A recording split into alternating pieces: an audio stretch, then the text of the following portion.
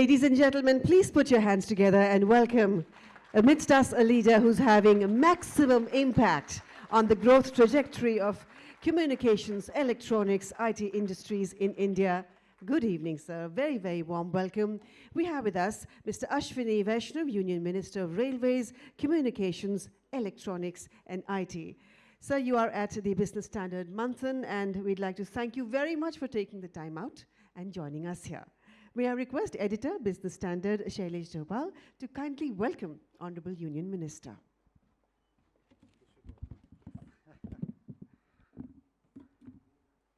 Thank you, Gitika, and good evening, ladies and gentlemen. Again, on behalf of Business Standard, let me extend a very warm welcome to Honorable Union Minister of Railways, Communication, Electronics and Information Technology, Mr. Ashwini Vaishnaw, on this opening day of Business Standard Mathan.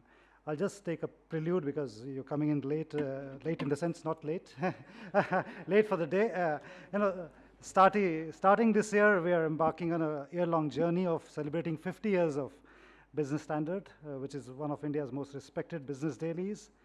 We started life in March 27, 1975, and to mark this occasion, we are holding this two-day annual summit for dissecting business and economic thoughts. This national summit, which we have christened as Manthan, is themed around the topic, A Developed India by 2047, the roadmap.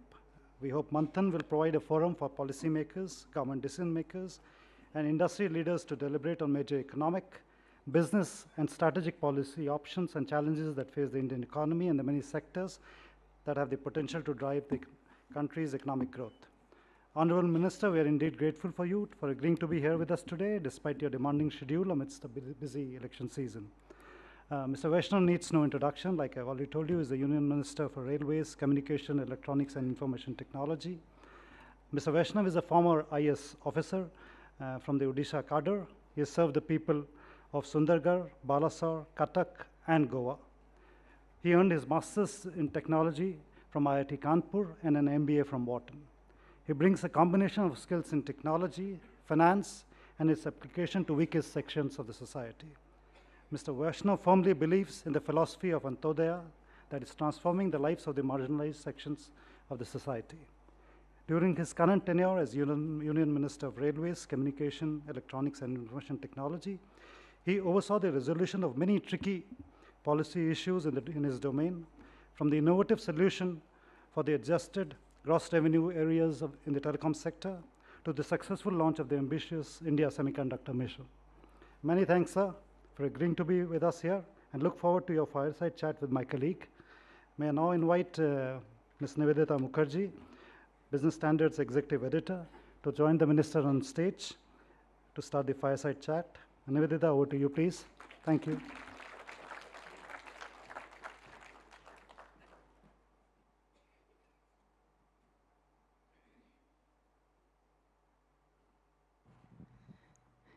Good evening, Mr. Vaishnaw. Welcome to this exciting fireside chat. Is it not working? Okay. Good to be in the company of all journalists. It's like being in the Shark Tank.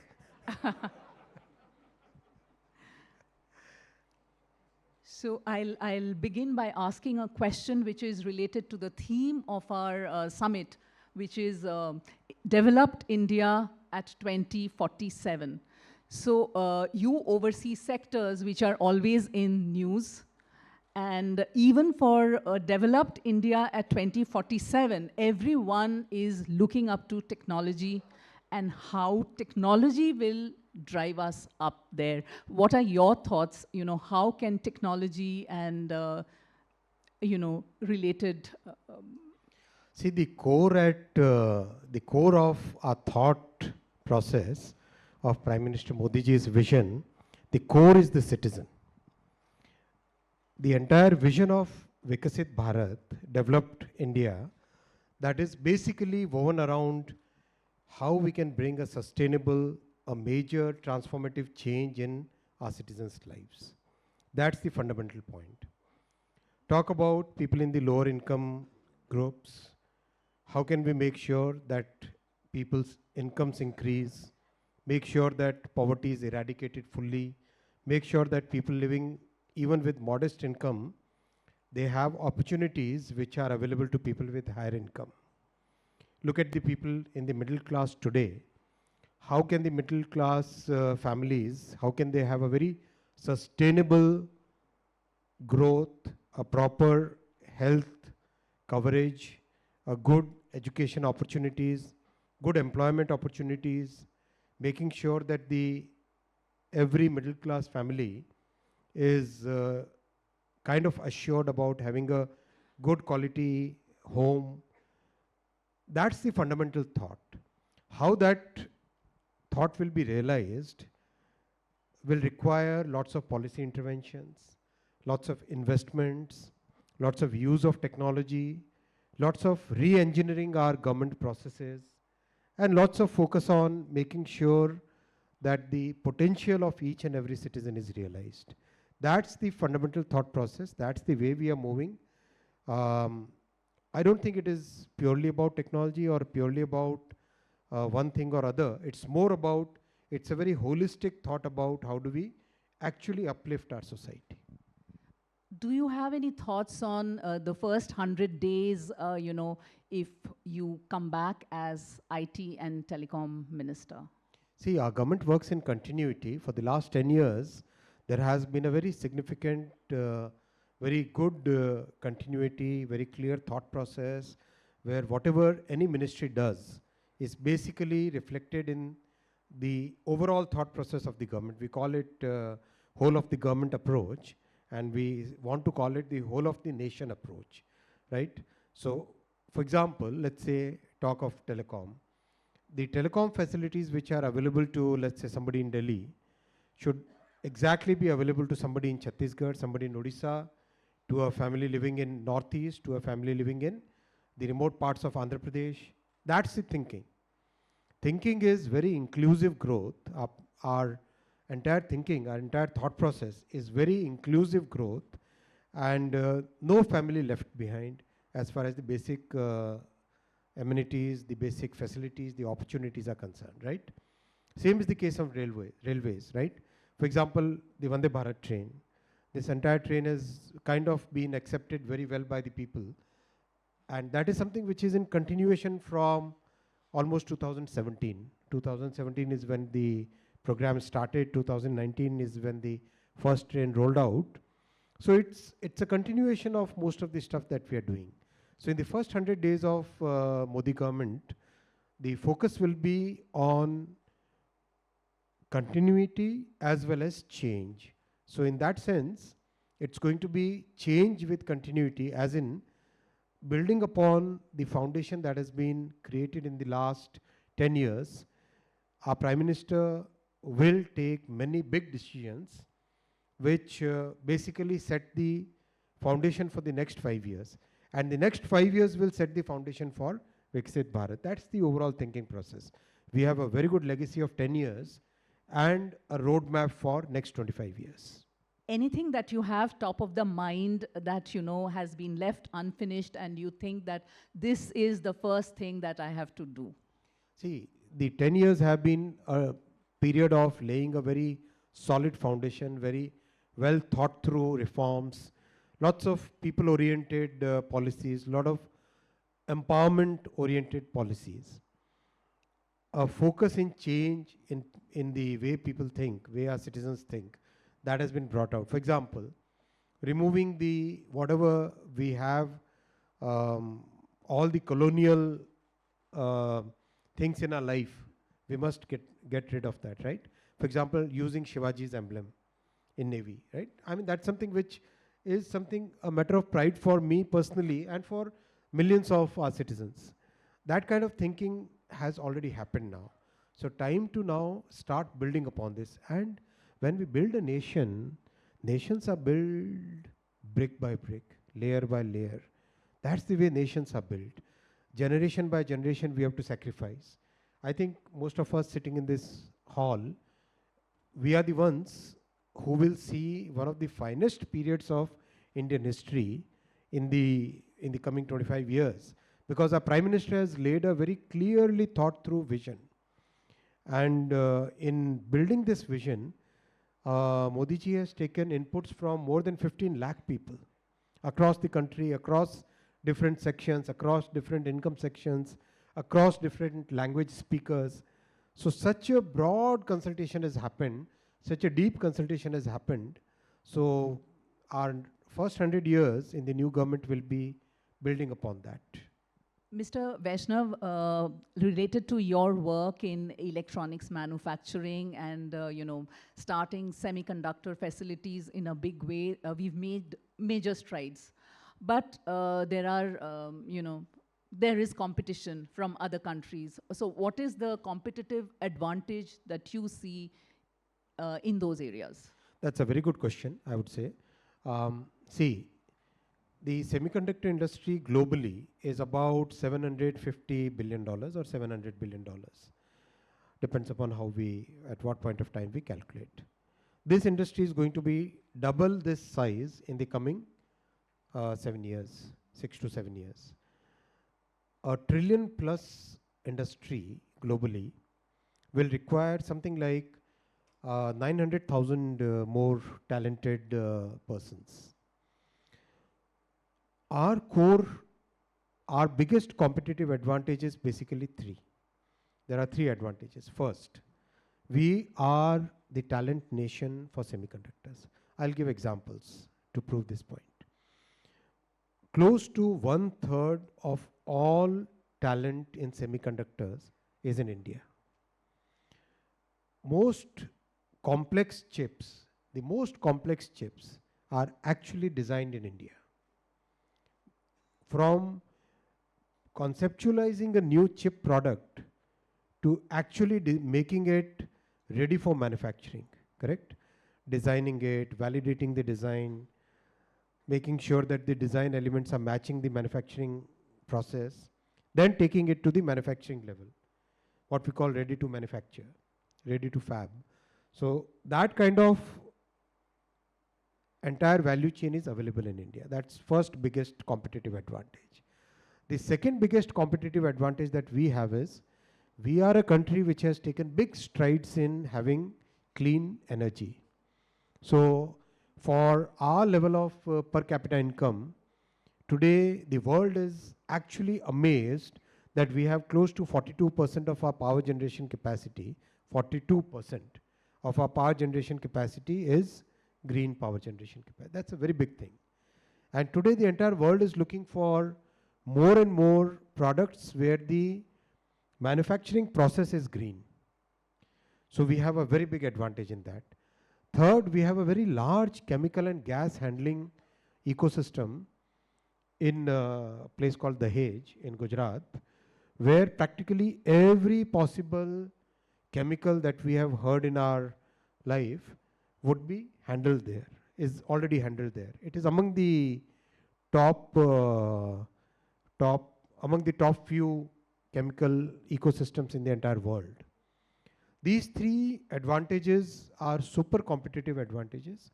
There are very few countries which have this kind of competitive advantage. So when I met the CTOs and CEOs of about 45 semiconductor companies I met, each one of them said the natural next destination is going to be India. Each one of them said this. Not a single one had a different opinion. They said your policy is good, your intent is good, your work is good, and the kind of opportunities the kind of challenges that we see in other parts of the world, it has to be that we have to move to India. There is a view, Mr. Vaishnaw, that maybe we should have focused a bit more on chip designing and not get into the other area. You don't agree? It's not too early to get there. No. We are already in chip designing, right? We are already there. It's a very major chip design facility or chip designing country, I would say. We are already there. I don't think, we should not see this is let me put a context to it. We are a country which has talent in top design, which has talent in top manufacturing, which has talent in medium manufacturing, which has talent in low manufacturing. We have talent and population and people for entire spectrum. We should not be looking at this or that. We should be looking at this and that. Because we need jobs for middle class, for low income, for high income, for highly educated, for low educated. We need jobs for every sector of the society. So the people and the particular individual who is espousing this theory is very elitist theory. That's a very elitist theory. That basically that theory is aimed at only the highly educated people. We need employment opportunities for entire spectrum, for entire pyramid. Linked to the PLI scheme, Mr. Vaishnaw, localization has been a major goal. How are we going to meet the localization goal, and are the restrictions in FDI, especially linked to say Chinese investment, is that a hurdle? See, I would like you to visit one of the mobile manufacturing facilities. The precision level is phenomenal. I'll request Business Standard to organize a visit to one of the facilities, right? And my office will be very happy to help you in this. The precision which is there in the manufacturing of mobile phones is phenomenal. It's unimaginable. I wish if you take a look at one of the videos where there is a steel cube, it looks like one solid steel cube, but that is actually 16 pieces which are, and the cut in the steel is in nano and micron dimensions. That is the precision which is already within a short time frame of few years, already we are moving up in the value chain. As we speak, bare PCB manufacturers, passive component manufacturers, active component manufacturers, memory chip will be rolled out in December 24 already. Practically every part of the value chain is planning to come to India. So many of them have already found identified partners. Many of them are already scouting for land.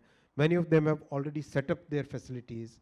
So this is something which is naturally, it has to happen. Once I come from a desert state, Rajasthan. So once the camel puts the head in the tent, entire camel has to come in, right? So, that's happening now. That's happening, and we are actively promoting it. And in the next term, Modi ji's next term, you will see a major component ecosystem which will be making for India and making for the world. Mr. Vaishnaw, your portfolios are a combination of, say, manufacturing and services. We've seen so many, Apple, Foxconn, everything, manufacturing is like the biggest buzz. And you have services like Bharti, Jio, Vodafone, and TCS, Infosys, everything. So what is your thought on manufacturing versus services? It is not manufacturing versus services, it is manufacturing and services. I would say manufacturing. What are you betting on? I'm betting on both. See, in the next term of Prime Minister Modi ji, manufacturing will be a major focus. India will become a product nation.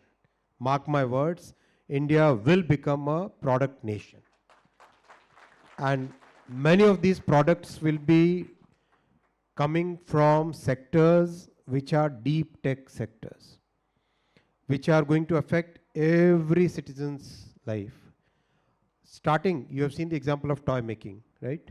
Starting with a focus on toy making. Today we are exporters of toys. Defense manufacturing. Anybody could, 15, 20 years back, nobody could ever believe that India will become a defense manufacturer and exporter.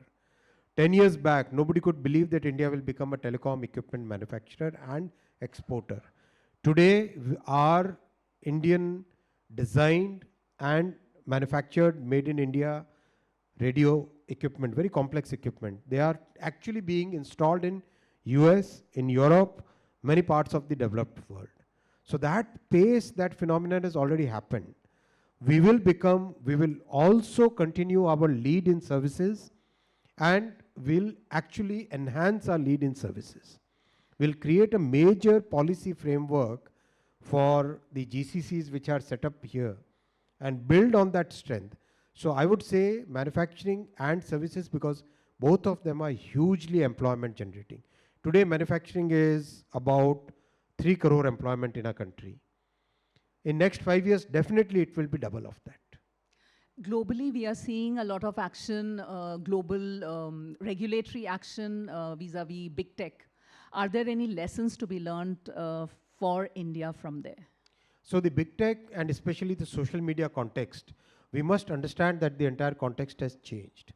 The 1990s context where internet was a very limited kind of use, that was the context in which the idea of a platform or the idea of no liability of the internet provider versus the content provider, that construct had come of safe harbor. That context is no more there, right? Just like in your newspaper, you are actually taking care to make sure that nothing false or no fake news are published. The same kind of responsibility has to be taken by social media platforms in the coming, and that is a global consensus which is forming. All the communication and digital ministers that I have met in the last 2.5 years, each one of them have expressed concern on the impact of social media and the platforms on their societies. And yesterday I saw a news item where US has actually restricted access to social media, access of social media platforms to children. So that is going to come for sure. Platforms have to take responsibility. Would you like to tell our audience about your best moment as IT communications minister and the most challenging? See, I really felt so satisfied when Prime Minister Shri Narendra Modi ji, he laid the foundation of the first fab. I mean, that day I had a kind of a very deep sense of satisfaction in my heart. And also when the Vande Bharat was flagged off, that was also a matter of great satisfaction. Challenges always come, but challenges we have to overcome and we have to face the challenges. Our Prime Minister believes in setting big goals and making sure that he empowers us, making sure that he gives us that opportunity to innovate, to bring as many people as possible in this big journey that our country is making. And I'm very grateful to him that he has created this kind of team structure where each person gets the opportunity to work as per his or her own strength. We have time for only one question from the audience, perhaps. Just one question. Who would like to ask? Yeah. Yes, the lady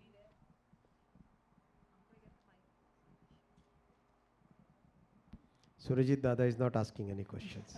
He's the one who asks most questions. Hi, I'm Ajasvi Gupta, and I've had the privilege of having a short stint at BS as one of the Rahul Kulla's intern this year. Sir, my question to you revolves around the very idea of data surveillance. I feel like in this world of neo-technological data, revolution is the newest form of currency, right? Data would be the newest form of currency today. So how do we ensure as a minister in the government that the data of its stakeholders, it's not misused or misinterpreted? I also have another question, sir. You've donned all hats. Only one question, Yeah, no just time. a small Thanks, addition. thanks. Yeah, perfect. I think Okay, so first, see, I'm sure you would have studied the DPDP Act. Yeah. You have I've gone studied through it? the major laws of it. At least read the Yeah. editorials or the news reports about it. We have created a framework for the entire digital economy.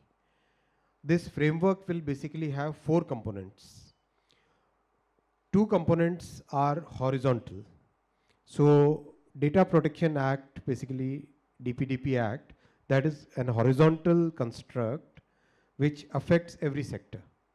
This applies to, this can be used in financial services, this can be used in healthcare, this can be used in every sector, right? Second is telecom. Telecom is today the gateway to all digital, all things digital. So that's why it was very important to shift away from 1858 law and have a brand new today's requirement wala law. So that act has also been passed, Telecom Act. The third act that we are building is a Digital India Act. We are working on it, and after the elections are over, we'll start a consultation process. We couldn't have done it during the Model Code of Conduct. Then we will have verticals on it. So it's a very clearly thought through, very well designed framework, and today the world is noticing it. Recently at Davos, many people actually commented, I cannot take any names, but many senior people from rich world, they commented that we really like India's template, India's law, because this law provides absolute protection, but it also leaves a huge scope open for innovation. Whereas another template which the world was using so far didn't have the option, didn't have the avenues for innovating. So our approach in telecom, in DPDP, in Digital India, in our approach towards AI, in our approach towards 6G, is that we are the ones who can be the thought leaders for the world. This is the approach we are following. And we are the ones who can actually create templates which can serve the people at a population scale. So we are approaching these issues with that mindset. Thank you very much, Mr. Vaishnaw. It was a pleasure. Thank you so much.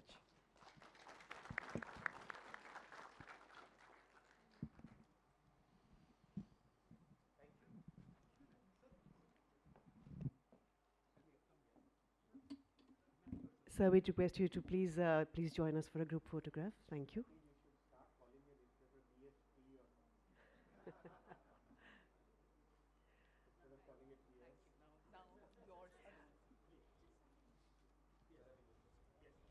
Thank you, sir.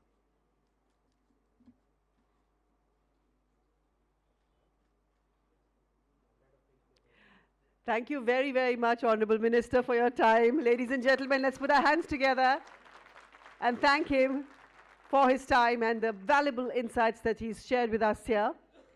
I request you all to please remain settled down.